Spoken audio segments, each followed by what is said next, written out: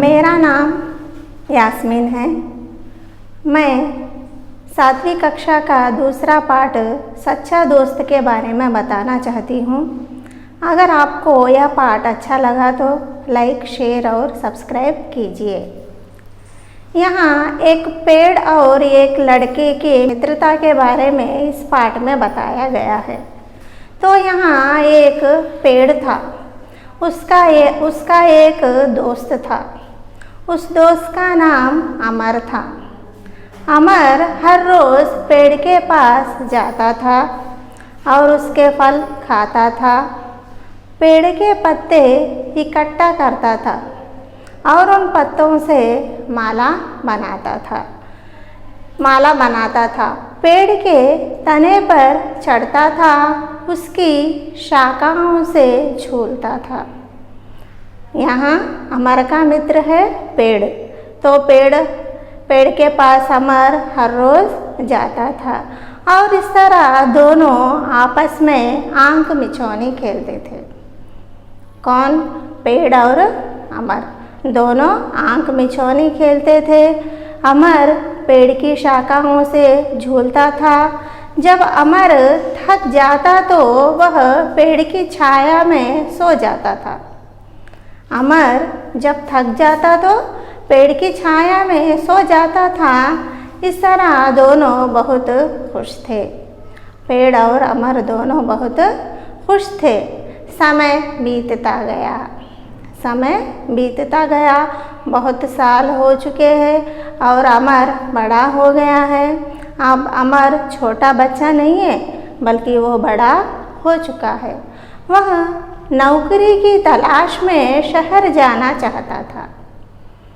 अमर नौकरी की तलाश में शहर जाना चाहता था तो बीच में नदी थी। अमर जब शहर जा रहा था तो वो नदी को पार करना है। तो अमर को तैरने नहीं आता तो अमर नदी को कैसा पार करता है? तो यह अमर की समस्या है। अमर की समस्या यह है कि वो नदी को कैसे पार करूं। यह समस्या लेकर वह अपने मित्र पेड़ के पास गया। अपना दोस्त, अपना मित्र पेड़ के पास गया और पेड़ को अपनी समस्या बताई। पेड़ को अपनी समस्या यह बताई कि मुझे शहर जाना चाहिए, मगर रास्ते में नदी आई। मैं नदी को पार करूं तो मुझे तैरने नहीं आता, तो मैं नदी को कैसा पार करूं? यह समस्या बताते हुए पेड़ के पास गया। पेड़ ने कहा, मेरी शाखाएं काटो और नाव बना लो। मेरी शाखाएं काटो और नाव बना लो। अमर ने वैसा ही किया। पेड़ के शाखाएं काटा, नाव बना लिया और नदी को पार कर दिया। नदी को पार कर शहर चला गया। अब अमर शहर में बहुत खूब पैसा कमाया। फिर गांव लौटा। गांव लौटने के कुछ दिन पहले ही अमर के गांव में तूफान आया था। तूफान आने के कारण अमर का घर टूट गया था। तो वह टूटे हुए घर में कैसा रहेगा? तो और एक समस्या आ गई। किसको? अमर को और एक समस्या आ गई कि उसका घर टूट गया है। तो फिर अपने मित्र के पास गया।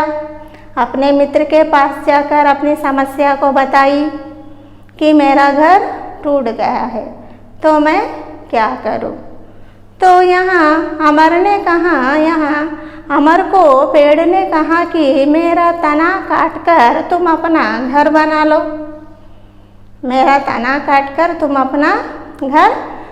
लो।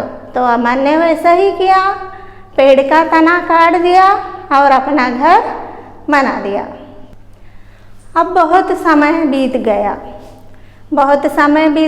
जब अमर को कोई भी समस्या आई तो वह अपने मित्र के पास जाता था। इसलिए हमको मित्र रहना चाहिए। हमारा सुख में, दुख में, हमारा दर्द में कभी भी हमको हमारे मित्र हमको सहायता करते हैं। यहाँ तो अमर का मित्र पेड़ है, वह पेड़ भी अमर के लिए सब कुछ दान कर दिया। जैसे कि अपने शाखाएं दान कर दी, अपना तना भी दान कर दिया। ऐसा उतना अच्छा पेड़ अमर का मित्र है। और अमर को और एक समस्या आई कि अमर बहुत समय बीत गया, अब अमर बड़ा हो गया था। अब अमर बड़ा हो गया था। वह सर्दी में कांपते हुए पेड़ के पास पहुंचा। सर्दी का दिन है, मौसम बदल चुका है। अमर को बहुत सर्दी हो गई और सर्दी में कांपते हुए अपना मित्र पेड़ के पास आया। पेड़ ने कहा, मेरी सूखी लकड़ियाँ जलाकर अपनी सर्दी भगाओ। पेड़ ने कहा, मेरी सूखी लकड़ियों को जलाकर अपनी सर्दी भगाओ। तो अमर ने वैसा ही किया। इस तरह पेड़ ने अपनी सच्ची दोस्ती निभाई। पेड़ ने अपनी सच्ची दोस्ती अमर के लिए अपनी सच्ची दोस्ती निभाई। अपना सब कुछ दान कर दिया।